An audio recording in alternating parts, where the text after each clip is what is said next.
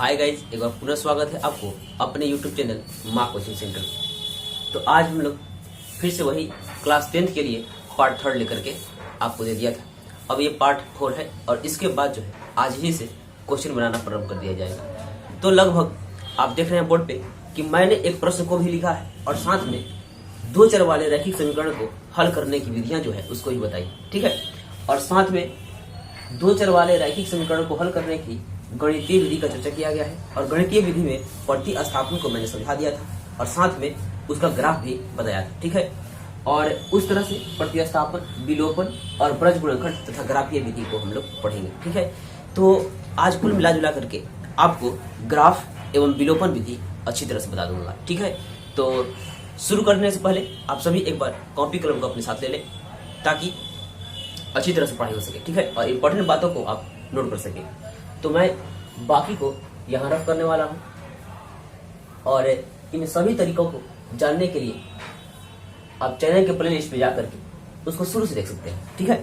तो यहाँ पे इस प्रश्न को हम 2 तरह से हल करेंगे, ठीक है। 2 तरह से हल करके दिखाता हूँ। पहला तो होगा प्रतिस्थापन, दूसरा होगा विलोपन। तो प्रतिस्थापन को लगभग मैंने 2 बार बता दिया है और आज प्रतिस्थापन पे कम जोर तथा विलोपन पे ज्यादा जोर दिया जाएगा, ठीक है। तो सबसे पहली बात कि हम लोग अभी इसको हल करेंगे प्रतिस्थापन विधि से।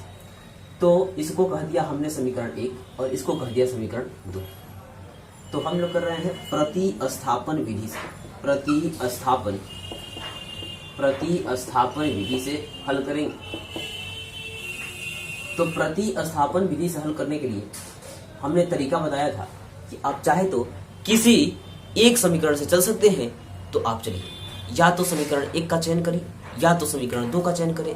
जिसको चयन करने की इच्छा है उसको चयन कर सकते हैं। तो मैं अभी समीकरण 1 का चयन करने वाला हूं, ठीक है। तो लिखेंगे समीकरण 1 से, समीकरण 1 से। आइए तो समीकरण 1 को हम लोग उतारते हैं, उतार कर ला रहे हैं यहाँ पे। यानी कि समीकरण 1 कह रहा है 3x + 4y = 10। ये बात हमने लिख दिया। पहला काम किया, किसी एक समीकरण को हमने चयन किया, ठीक है। तो एक समीकरण को चयन करने के बाद उसमें हम लोग क्या काम करेंगे कि एक चर को x या y को एक तरफ छोड़ करके और बाकी को इधर हम लोग हटा देंगे, ठीक है। यानी कि LHS में एक चर को रखना है और राइट हैंड की तरफ सभी को हटा देना है। ये बात क्लियर होना चाहिए। पहला स्टेप, किसी एक समीकरण को चुनिए, तो चुन लिया गया है। दूसरा काम करेंगे, किसी एक को छोड़ करके बाकी को उधर छोड़ देंगे, ठीक है। यानी कि अगर तुमको अरे भाई, अगर तुमको मन कर रहा है कि x को छोड़ दे तो x को छोड़ दो, मन कर रहा है y को छोड़ दे तो y को छोड़ दो। जो पसंद हो उसको रख लो और बाकी को फेंक दो, ठीक है। फेंक दो मतलब RHS में उसको डाल देते हैं। तो हम लोग क्या करेंगे, 3x को पसंद कर रहा हूं और साथ में यहाँ पे हो गया है 10 और प्लस में 4y है, तो इधर आया हो जाएगा माइनस में 4y, ठीक है। यदि किसी की इच्छा होती कि सर हम 3x को नहीं रखेंगे अपने साथ, हम y को अपने साथ रखेंगे, तो कुछ नहीं करना था। यहाँ पे हो जाता 4x और इधर हो जाता 3y, 4y और 3x। 4y इधर हो जाता, 3x इधर हो जाता। तो किसी भी का हम लोग चयन कर सकते हैं, ठीक है। अब उसके बाद हम लोग जैसे किए थे वैसे ही करेंगे। यानी कि हम लोग 3x को इधर रखे थे और बाकी 4y को इधर भेज दिए, ठीक है। तो 4y को तो हमने इधर डाल दिया, लेकिन हमने कहा था क्या कि किसी एक चर को, तो देखिए x को तो पसंद किया है लेकिन x के साथ 3 भी लगा हुआ है, तो 3 को भी इधर डाल देते हैं। तो डाल दें, यानी कि ये हो जाएगा। इसलिए x = 10 - 4y और गुना में 3 था, तो इधर आया तो बटे में 3। ये हो गया समीकरण 3। समीकरण 3 हमने तो मान लिया है, लेकिन इस 3 के मान को जिसमें से चले हैं उसमें नहीं बल्कि दूसरे जगह पे ले जाकर के रखना होगा। तो क्या आप बता सकते हैं कि किस में रखा जाए? हम लोग किससे आए हुए हैं? तो समीकरण 1 से आए हुए हैं, ठीक है। यानी कि समीकरण 1 से आए हुए हैं तो हम लोग जाकर रखेंगे कहाँ? समीकरण 2 में रखेंगे। जिसमें से निकल के आए हैं उसमें नहीं रखना है, ठीक है। थोड़ा सा आवाज का प्रॉब्लम होगा, ठीक है, क्योंकि स्वांग आ रहा है, तो इसको मैनेज किया जाएगा और पढ़ाई जारी रखा जाएगा, ठीक है। तो हम लोग लिखेंगे समीकरण 2 में समीकरण 3 का मान रखने पर या प्रतिस्थापित करने पर कह सकते हैं, रखने पर या प्रतिस्थापित करने पर। तो फिर से समीकरण 2 को बुलाया जाए, ठीक है, 2 हाजिर हो, 2 को बुलाया जाए तो 2 को बुलाएंगे तो ये कह रहा है 2x minus 2y minus 2y equal to 2। इसको तो हमने बुला लिया। अब हम लोग क्या करेंगे कि चाहे तो कॉमन निकाल सकते हैं, नहीं तो इसी तरह छोड़ सकते हैं। हाँ, कॉमन निकाल सकता हूँ या तो इसी तरह से छोड़ सकता हूँ। तो पहली बात है कि जहां पे x दिखाई देगा, जहां पे x दिखाई देगा वहां पे आपको ये पूरे मान को ले जाकर के रख लेना है, ठीक है। तो आपको x कहाँ दिखाई दे रहा है, तो आपको x दिखाई दे रहा है यहाँ पे, ठीक है। तो क्या करेंगे 2 यहाँ पे इंटू x के जगह पे इस पूरे मान को भरिए, तो यानी कि 10 माइनस 4y अब 10 हो जाएगा 3, और ये बात जो कहते हो माइनस 2y इक्वल टू 2, ये बात हुआ, ठीक है। तो इतना काम करने के बाद अब आपका काम रह गया है गुना भाग करने का, ठीक है, और जोड़ घटाव करने का। थोड़ा सा आवाज आ रहा होगा, ठीक है, तो ये मैनेज करना होगा क्योंकि आप जानते हैं कि हम लोग सड़क के बगल में ही, तो आवाज तो आएगी, ठीक है।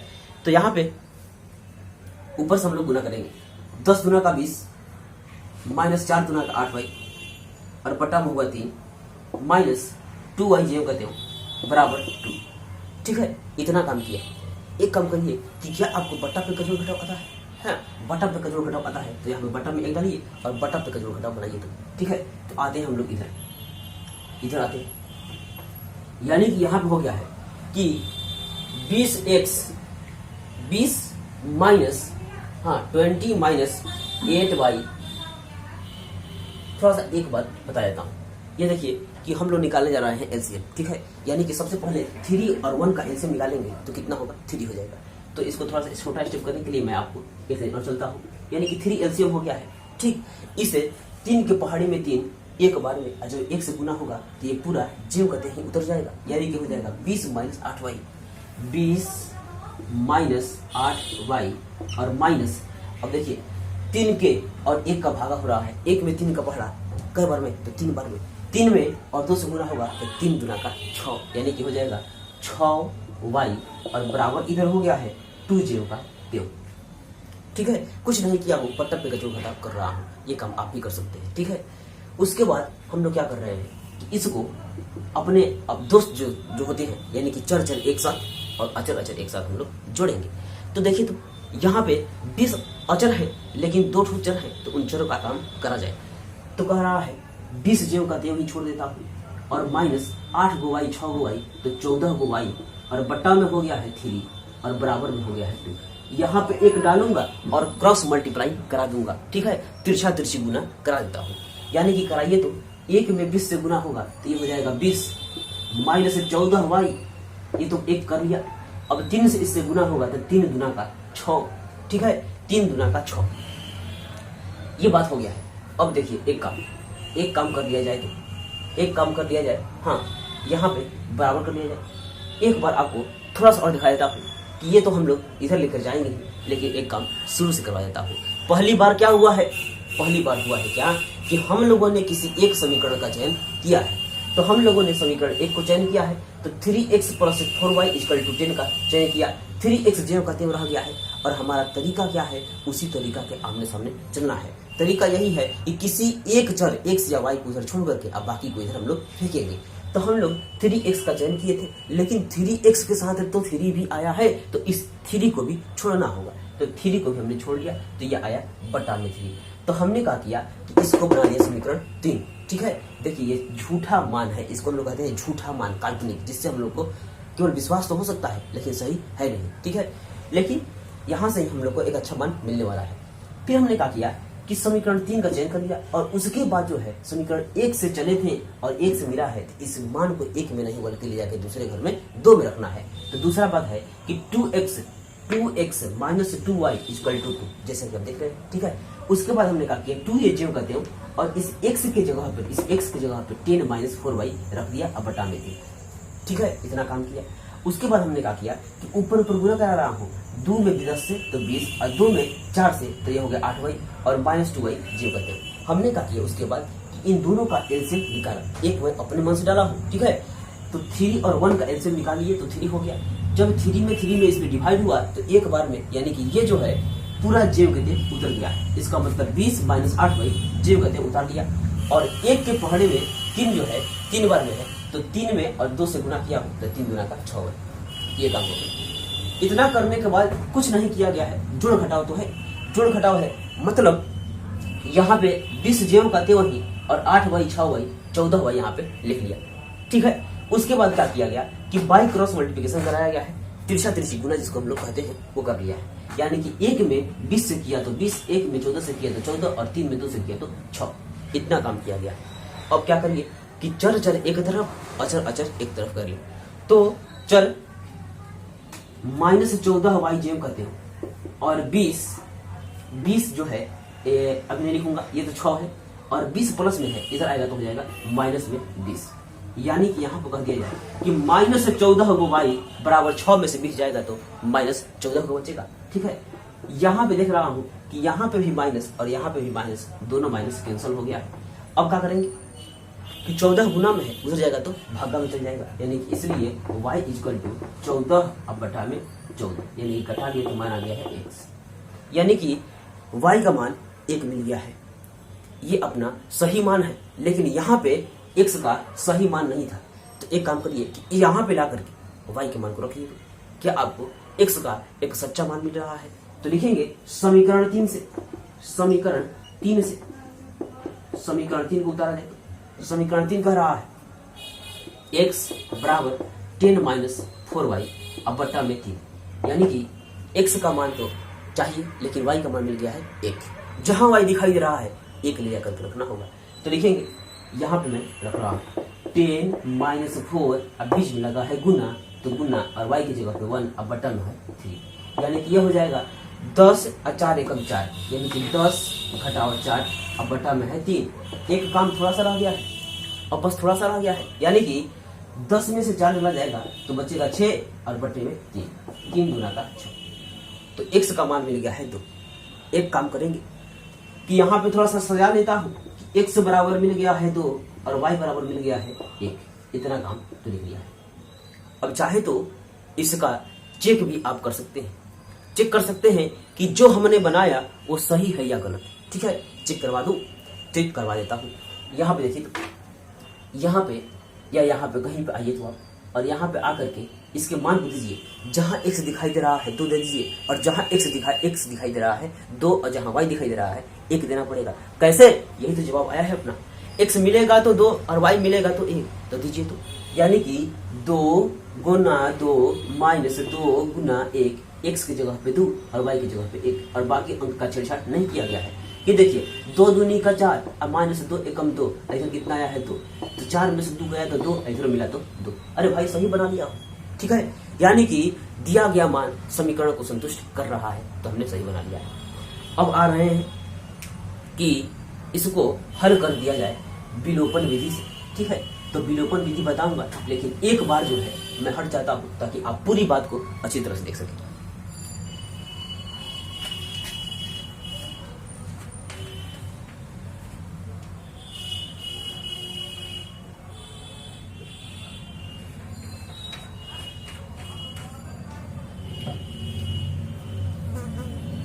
अब तो इसको रफ किया जा सकता है, इसको रफ किया जाएगा और विलोपन विधि सीख लिया जाएगा। विलोपन विधि बड़ा ही शॉर्टेस्ट और फास्टेस्ट तरीका है। हाँ, विलोपन विधि बहुत ही शॉर्ट और बहुत ही फास्ट क्विक रिएक्शन करने वाला आदमी है। तो विलोपन विधि आप समझिए, यहाँ मैं इसका नाम भी चेंज कर देता हूँ कि हम लोग करेंगे विलोपन विधि। विलोपन विधि, विलोपन विधि, इसको हम लोग करेंगे। तो विलोपन विधि में करना क्या होता है, सबसे पहले तरीका सीखा जाए, और तरीका जब सीख लिया जाएगा तो कैसा भी क्वेश्चन आओ वो विलोपन विधि से हम लोग काम कर लेंगे। तरीका यह होता है कि दिए गए समीकरण में किसी एक चर के मान को बराबर करना होता है, ठीक है। फिर से दिए गए समीकरण में एक चर को बराबर करना होता है पूरे समीकरण में, यानी कि समीकरण 1 में भी और समीकरण 2 में भी किसी एक चर को। तो आप पढ़ रहे हैं क्या? तो आप पढ़ रहे हैं 2 चर वाले। अब मैं किसको बराबर करने कह रहा हूं? तो किसी एक को बराबर करने कह रहा हूं। पहली बात कि बराबर करें तो करें कैसे, ठीक है, बराबर आपको करने आ जाएगा, ठीक है, थोड़ा सा मेहनत करना है, बराबर आ जाएगा और इतना जल्दी आएगा कि आप कहिए, ठीक है। तो देखिए यहाँ पे इस घर में 3x है और इस घर में 2x है, बराबर नहीं है, ठीक है। और उसके बाद यहाँ पे 4y है लेकिन यहाँ पे 2y है, बराबर नहीं है। और बाकी क्या है उससे हमको लेना देना नहीं है, हमको लेना देना है x से, हमको लेना देना है y से। तो बात है कि आप चाहते हैं कि हम किसी एक का बराबर करें तो आप क्या करिएगा, ठीक है। आप थोड़ा अपने से सोचिए और जब अपने सोच लीजिएगा, थोड़ा सा मैं हिंट करूंगा और जब आप अपने सोच लीजिएगा तो ये बिल्कुल आसान हो जाएगा। तो अगर चाहते हैं कि ये वाला भी बराबर हो जाए और ये वाला भी बराबर हो जाए तो क्या करेंगे, यानी कि आपको यदि x से दोस्ती है, आप x को पसंद कर रहे हैं तो x को बराबर करें और y को पसंद कर रहे हैं तो y को बराबर करिए। तो मैं यहाँ पे थोड़ा सा तरीका बताने वाला हूँ कि यदि मैं इस 2 में 3 से गुना कर दूं, इस 2 में 3 से गुना कर दूं और इस 3 में 2 से गुना कर दूं तो ये हो जाएगा 6x और भाई वो हो जाएगा 6x, यानी कि इसका मतलब दोनों के बराबर हो सकता है, कुछ तरीका करना पड़ेगा, ठीक है। तो ये बात हो गई x को बराबर करने की। और चाहे तो कोई कहेगा कि नहीं मैं 2 3 से गुना नहीं करूंगा और कोई हमारे पास ऑप्शन है तो करिए, तो जो इच्छा करे उससे करिए। यानी कि अगर इसमें कोई 4 से गुना करता है तो 4 3 12, तो इसमें करना पड़ेगा 6 से, यानी कि 6 गुना का 12। यही तो तरीका है, किसी एक चर को बराबर करना होगा, या तो x को बराबर करे या तो y को बराबर करे। तो सब पहली बात है कि अगर किसी को मन कर रहा है कि इसको बराबर करे तो इसको बराबर कर सकता है, यानी कि यह है 4 तो इसमें भी 4 लाना पड़ेगा, ठीक, यानी कि इसमें 1 से गुना और इसमें 2 से गुना करना पड़ेगा, लेकिन वो बात अलग हो जाएगी, ठीक है। लेकिन तरीका यही है, तरीका यही है कि किसी एक चर को बराबर करेंगे। तो हम लोग क्या कर रहे हैं कि समीकरण यहां लिखूंगा, समीकरण 1 गुना 3 कर देता हूं, यानी कि इसमें हम लोग 3 से गुना करेंगे, 3 घटाओ समीकरण 2 गुना 2 से, हाँ यही बात लिखूंगा, बस काम हो गया। समीकरण 1 में 3 से गुना घटाओ समीकरण 2 में 2 से गुना करना है हमें और साथ में उसको घटाना भी है, तो कराइए। तो यानी कि इसमें इस पूरे बात में 3 से गुना करेंगे और इस पूरे बात में 2 से गुना करेंगे, तो 3 से गुना कराइए। हाँ एक बात है कि केवल x में ही गुना नहीं होगा, हाँ x में ही गुना नहीं होगा, पूरे में गुना होगा, ठीक है, ये बात समझना है। हाँ ये बात समझना है कि एक आदमी को लाभ नहीं मिलना चाहिए, पूरे आदमी को लाभ मिलना चाहिए, ठीक है, यानी कि प्रत्येक समस्त पद को लाभ मिलेगा। तो हम लोग क्या करेंगे, 3 में 3 से गुना कराएंगे तो 3 3 9, ठीक है, 3 से नहीं कराएंगे भाई गड़बड़ी हो जाएगा, यानी कि इसको हम लोग कराते हैं 2 से, तो 2 3 6 ऐसे कराते हैं 3 से। यही तो बात है कि बराबर किसी तरह से अपने मन से करना है, यहाँ 3 से, यानी कि 2 में 3 से गुना तो 2 3 6, 2 3 6 x प्लस 2 में 4 से तो 2 4 का 8 y और 2 में 10 से तो 10 दूना का 20। हमने क्या किया है कि समीकरण 1 के प्रत्येक पद में 2 से गुना करा दिया है, समीकरण 1 के प्रत्येक पद में 2 से गुना करा दिया, तो 2 3 6, 2 दूना 4 और 2 दहिया 20, ठीक है, ये काम कर दिया। इसके बाद घटाना है समीकरण 2 में 3 से गुना कराने करके, तो 3 से गुना कराइए तो प्रत्येक पद में कराना होगा, यानी कि 3 में 2 से तो 3 दूना का 6 और 3 में 2 से तो 3 दूना का 6 और 3 में 2 से तो ये हो जाएगा 3 दूना का 6। अरे भाई ये तो गुना हो गया है, लेकिन अब आपको घटाना है, तो घटाने का तरीका मालूम है, प्लस मिलेगा तो माइनस और माइनस मिलेगा तो प्लस, ये काम करना होगा। तो प्लस मिलेगा तो माइनस, अब माइनस मिलेगा तो प्लस, प्लस मिलेगा तो माइनस, यही तो है अपना तरीका, प्लस मिले तो माइनस, माइनस मिले तो प्लस, ये तो करना है। तो ये देखिए 6 x में से 6 x जाएगा तो खत्म ना हो जाएगा, कुछ बचेगा, 6 x में से 6 x जाएगा तो खत्म हो जाएगा। उसके बाद ये माइनस अब नहीं रह गया है, ये रह गया है अब प्लस, यानी कि माइनस 6x नहीं है, अब ये प्लस 6x है, तो यहाँ का प्लस 6x और यहाँ का प्लस 8y, x नहीं y, ओ 6y है यहाँ पे, यहाँ गलती लिखा गया था, ठीक है, 6y और यहाँ 8y, तो 6y और 8y 14 को y, और यहाँ देखिए तो 20 में से 6 चला जाएगा तो ये बचेगा 14, यानी कि y इक्वल टू 14 और गुना में 14 तो इधर है तो बट्टा में 14, तो 14 14 कटा लिया, एक बार में बन गया, y को हमने निकाल लिया। अब क्या काम करना है कि इस y के मान को चाहे तो समीकरण 1 या समीकरण 2 में ले जाकर के रख दीजिए, तो लिखेंगे समीकरण समीकरण एक में y बराबर 1 रखने पर या प्रतिस्थापित करने पर नहीं, विलोपन विधि से हम लोग कर रहे हैं भाई, रखने पर ही कहेंगे, ठीक है। तो लिखेंगे समीकरण एक को बुलाया जाए तो 3x plus 4y equal to 10, 3 ज्यों का त्यों x नहीं मिला हुआ है, 3x ज्यों का त्यों प्लस 4 इंटू वाई मिला हुआ है, 1 बराबर 10। ये हमने क्या कर दिया, हाँ क्या किया हमने, तो 3x ज्यों का त्यों 4 ज्यों का त्यों और y की जगह पे 1 मिला है तो y की जगह पे 1 रख दिया और बराबर 10। कुछ दिक्कत, हाँ तो बढ़ते हैं आगे। यहाँ पे कह रहा है 3x इक्वल टू 10 और 4 एकम 4, ये कट गया, इधर प्लस में है, दूसरा आया तो माइनस में। आते हैं थोड़ा सा इधर, थोड़ा सा इधर आएंगे, बस काम बन गया है। यहाँ पे होगा 3x इक्वल टू 10 में से 4 चला जाएगा तो बचेगा अपने पास 6, x इक्वल टू 6 बटा में 3, यानी कि यहाँ पर आ गया है 2। ये भाई देखिए x बराबर 2 y बराबर 1, यही तो मान आया था पहले। तो चाहे कोई भी विधि हो, तरीका कोई भी हो, जवाब एक ही आने चाहिए, ठीक है। तो ये है विलोपन विधि, और किस विधि को आप कितना पसंद कर रहे हैं और कितना समझ में आ रहा है आप ही समझते होंगे, ठीक है। अगर दोनों समझ में आ जाए तो बिल्कुल अच्छा, और कोई एक भी समझ में आ जाए तो भी अच्छा है, ठीक है। कोई एक भी समझ में आ जाए तो बढ़िया है, लेकिन दोनों तीनों समझ में आ जाएगा तो और अच्छा रहेगा, ठीक है। तो आपको कितना समझ में आ रहा है आप चाहे तो बता सकते हैं, ठीक है। हाँ तो बढ़ते हैं आगे, और एक प्रश्न विलोपन विधि से और करूंगा, ठीक है। लेकिन विलोपन विधि में यही तरीका होगा कि किसी एक चर को दिए गए युग्म समीकरण में किसी एक चर को आपको गुना करा करके बराबर कर देना है, ठीक है। यहाँ पे मैं थोड़ा सा एक हिंट करूंगा और इसको मैं रब कर देता हूँ, ठीक है। अब उतारने की जरूरत नहीं है, ये जब पाठ्य पुस्तक में चलेंगे तो एक ही एक प्रश्न को बनाया जाएगा। एक प्रश्न और कर देता हूँ, और उस प्रश्न को पूरा मैं नहीं करूंगा, थोड़ा सा केवल कर देता हूँ, तरीका समझा दूं। ये देखिए, अगर आपको प्रश्न दिया गया है, एक प्रश्न दिया गया है कि 9x, यह कह दिया है 4x plus 2y equal to 9, यहाँ पे कह दिया 5x plus 3y equal to 10। तो अब आप बताइए कि यहाँ पे यदि कह दिया जाए कि इसको विलोपन विधि से हल करो, तो विलोपन विधि से हल करना है, ठीक है। लेकिन हमारा तरीका क्या है कि दोनों समीकरण में किसी एक मान को, किसी एक चर को बराबर करना है। तो यहाँ पे ये 4x दिखाई दे रहा है और यहाँ पे 5x दिखाई दे रहा है, तो बराबर है क्या, तो बराबर नहीं है। तो हम लोग क्या करेंगे कि इन दोनों का पहाड़ा में क्या होता है एक ही जैसा, इसको सोचेंगे।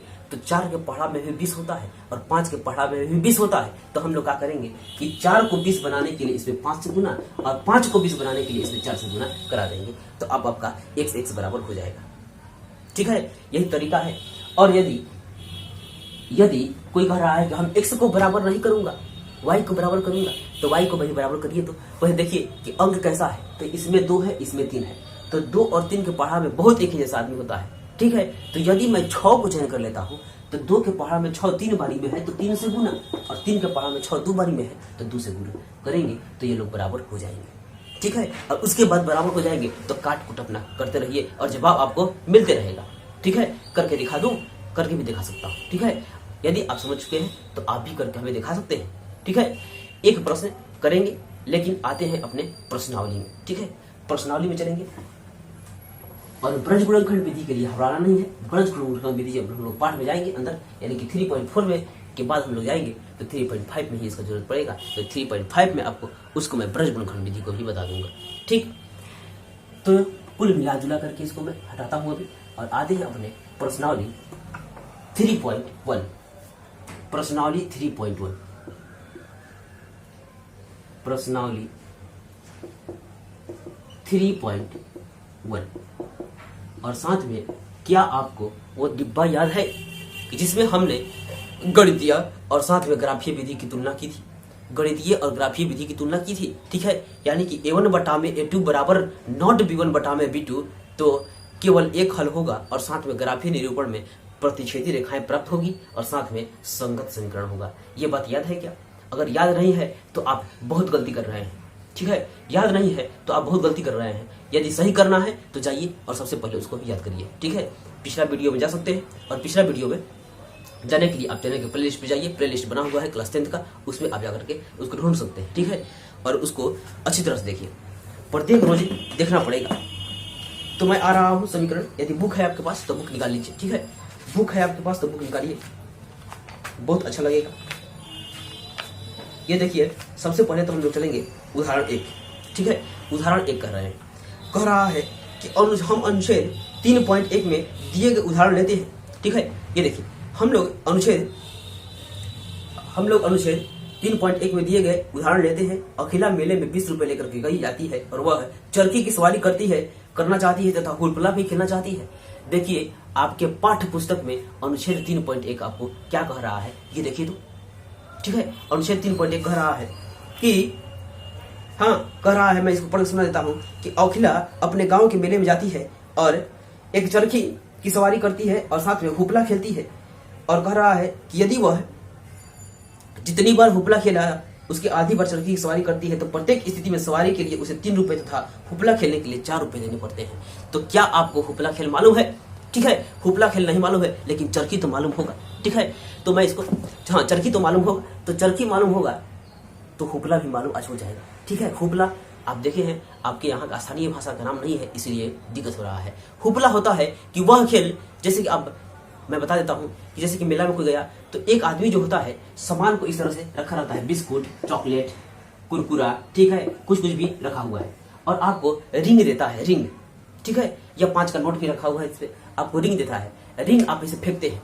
ठीक है, अरे भाई हमको हुपला खेलना है, हमको हुपला खिलाओ, तो कहेगा कि देखिए 5 रुपया का आपको 5 को देंगे, हुपला रिंग देंगे। ठीक, आप रिंग को फेंकिए और हमने ऐसे रिंग को फेंका और जिस सामान को हमारा रिंग ने घेर लिया है वो हमारा सामान हो जाएगा। इसी गेम का नाम होता है हुपला। ये मेला में अक्सर आया करता है। ठीक है, तो हुपला समझ में आ रहा है, यही तो हुपला होता है। रिंग को फेंकिए और सामान जिस वस्तु को घेर लेती थी उस सामान हमको मिल जाता था, यानी कि इसी को हम लोग कहते हैं हुपला। ये बात क्लियर हो गया कि हुपला खेल रही है, लेकिन कह रही है कि जितनी बार हुपला खेल रही है उसकी आधी बार चरखी खेलती है। तो इसको सॉल्व करना है, तो सबसे पहले कितना बार खेलती है यही तो मालूम नहीं है, यही तो मालूम नहीं है। तो कह रहा है कि खेलना चाहती है, इस स्थिति में ग्राफीय विधि और बीजगणितीय विधि से व्यक्त कीजिए। तो ग्राफीय विधि यानी कि ग्राफीय विधि को हम लोग जानते हैं ग्राफ से हल करना होता है, और साथ में कह रहा है गणितीय विधि, बीजगणितीय विधि से भी हल करिए। ठीक है, तो मान लिया कह रहा है कि लड़की है, अखिला मेले में 20 रुपए लेके जाती है और वह है चरखी की सवारी करना चाहती है और हुपला खेलना चाहती है। इस स्थिति को गणितीय और ग्राफीय। लेकिन यदि चाहते हैं कि बहुत अच्छी तरह से समझ में आए, बहुत अच्छी तरह समझ में आए, तो आपको इस बात को पढ़ना होगा, अनुच्छेद 4.1 को पढ़ना होगा। तो अनुच्छेद 4.1 कह रहा है कि इसको मैं एक बार फिर से पढ़ के सुना देता हूँ। कह रहा है कि जितनी बार उसने हुपला खेला है उसकी आधी बार चरखी की सवारी की है। जितना बार हुपला खेली है उसके आधे बार चरखी की सवारी की है। तो लिख दे रहा हूं कि माना उसने हुपला 100 बार खेला है। ठीक है, माना उसने हुपला 100 बार खेला है, जितनी बार उसने हुपला खेला है उसकी आधी बार चरखी की सवारी की है। तो माना तो प्रश्न को हटा दिया जाए, और साथ में प्रश्न को हटाने के साथ ही अब इसको मैं बता रहा हूं, यहां से इधर कर लिया जाए इसको। अब बात हुआ यहां पे हल। माना हुपला, माना चरखी की सवारी बराबर x तथा हुपला की सवारी नहीं बल्कि हुपला की संख्या बराबर y। ये बात, चरखी की सवारी x और हुपला की संख्या y कह दिया हमने। इसलिए प्रश्न आप ही बनाइएगा, मैं तो केवल 2 बार पढ़ूंगा। ठीक है, मैं 2 बार पढ़ूंगा और आपको बताना। कह रहा है, फिर से एक बात आपको पढ़ सुनाता हूं कि जितनी बार उसने हुपला खेला है उसके आधे बार चरखी की सवारी की है। बस समझ में आ रहा है, जितनी बार हुपला खेला है उसके आधे बार चरखी की सवारी की है। सपोज दैट अगर ये 2 बार, यदि ये 8 बार चरखी की सवारी हुपला खेलती है तो इसके आधे बार चरखी की सवारी की है। इसका मतलब ये 4 ही बार, 8 का आधा कितना होता है तो 4 ही ना होता है। तो अब क्या कहिएगा, ये इसलिए प्रश्न से जितनी बार उसने हुपला खेला है उसके आधवा बार, तो आधा मतलब होता है 1/2, आधवा बार उसने क्या किया है, चरखी की सवारी की है। ये बात समझ में आ रहा है। इसको कह दिया हमने समीकरण 1। लेकिन कह रहा है, एक बात कह रहा है कि 20 रुपया मिला था उसको घर से। ठीक है। और 20 रुपया मिला था, उस 20 रुपया में क्या की है कि ये प्रश्न बताएगा कि वह है 20 रुपया गई है लेकर के, और एक बार कह रहा है, हाँ प्रश्न कह रहा है कि सवारी के लिए 3 रुपया है, सवारी करेगी तो 3 रुपया, तो 3 बार खेलेगी तो तितली का 9 रुपया होना नहीं गाला। यानी कि ये कई बार खेली है ये तो आपको पता करना पड़ेगा, तब ना तितली का 9 करिएगा। लेकिन हाँ ये बात है कि जय बार खेलेगी तो 3 रुपया देना पड़ेगा। एक बार खेलने गई 3 रुपया, एक बार खेलने गई 3 रुपया, बार बार खेलेगी 3 रुपया ही देना पड़ेगा। तो ये देखिए यहाँ पे कह रहा है कि 3 रुपया उसके लिए और 4 रुपया खेलना पड़ेगा उसे हुबला के लिए। तो हम कहेंगे 3 गो एक्स, जय बार खोलेगो तो उतना ही ना गुना करना पड़ेगा। 3 गो एक्स अब प्लस 4 गो वाई, 4 रुपया लगा है इसको हुबला खेलने के लिए, और कुल मिला जुला करके 20 रुपया गंवा करके आ गई है खर्चा करके। हाँ, और ये गंवा करके आई है, थोड़ा सा मजा भी मिला होगा खेलने में, ठीक है। ये बात होगा, इतना काम तो किया हमने, समीकरण बना लिया है। अब चाहे तो इसको हल कर सकते हैं, लेकिन हल करने कह नहीं रहा है, लेकिन हम लोग हल करेंगे गणितीय भी, ग्राफीय भी। तो आप बताइए कि किस तरह से इसको हल कर दिया जाए। प्रतिस्थापन विधि से हल किया जाएगा, ठीक है। दोनों तरीका तो बताइए आपको, तो प्रतिस्थापन से ही इसको मैं हल करने जा रहा हूँ। ये देखिए यहां से लिखेंगे समीकरण, ये देखिए खुद ही अलग हुआ है। प्रतिस्थापन में होता है किसी एक समीकरण का चयन करें और साथ में एक को चर को छोड़ करके बाकी को उधर फेंक दीजिए। तो एक तो अकेला खुद है ही, बाकी फेंका हुआ है ही, तो अब फेंकना है क्या। तो लिखेंगे समीकरण 2 में समीकरण 2 में समीकरण 1 का मान प्रतिस्थापित करने पर किया जाए। तो एक को 2 को उदा करके लाते हैं आप, यानी कि 2 को बुलाना है तो 2 को बुलाएंगे। 3x + 4y = 20। कुछ दिक्कत है तो कहें, हम लोग कुछ नहीं अभी किया है, हम लोग क्या किए हैं इस समीकरण 2 को बुलाए थे, ठीक है। अब इस समीकरण 2 में जहां y मिलेगा वहां पे 1/2x प्रतिस्थापित करेंगे। तो देख समीकरण 1 को बुलाया जाए, ठीक है। समीकरण 1 कह रहा है तो 1 को नहीं, हाँ एक ही को बुलाएंगे। y = 1/2x, तो y जैव करते हो और 1/2 जैव करते हो, और x के जगह पे आपको रखना है 4, x की जगह पे रखना है 4, यानी कि यहाँ हमने रख दिया है 4, और 2 बार 2 2 × 4 ये कट गया। y = माना गया है 2। ये देखिए कि क्या आपका जवाब सही है, आप चेक कर सकते हैं। y किसको माने हैं, तो y माने हैं हुपला को, ठीक है, और x इसको माने हैं तो चरखी की सवारी को। तो बात हो नहीं गया है कि जितनी बार हुपला खेला है उसकी आधी बार चरखी की सवारी करी है, ठीक है। यानी कि जितनी बार उसने ये खेला है उसके आधे बार चरखी की सवारी की है। ये तो बात सही है, ठीक है। तो यहां से मैं इसको y जो है x का आधा तो है, y जो है x का आधा नहीं है, y ये जो है ये y इस x का आधा ही तो है, 4 का आधा 2 होता है तो 2 ही तो है। ये बात हमने कर लिया है, ठीक है। और साथ में कह रहा है कि इसी बात को आप चाहे तो बीजगणितीय विधि से भी हल करिए। तो बीजगणितीय विधि से तो हमने हल कर लिया, अब इसको कर रहा है कि ग्राफीय विधि से भी हल करिए। आप किताब में देखिएगा, और प्रश्न हमने तो पढ़ा ही दिया है कि ग्राफीय विधि से भी हल करिए। तो ग्राफीय विधि से भी हल करूंगा, देखिए कैसे करता हूं।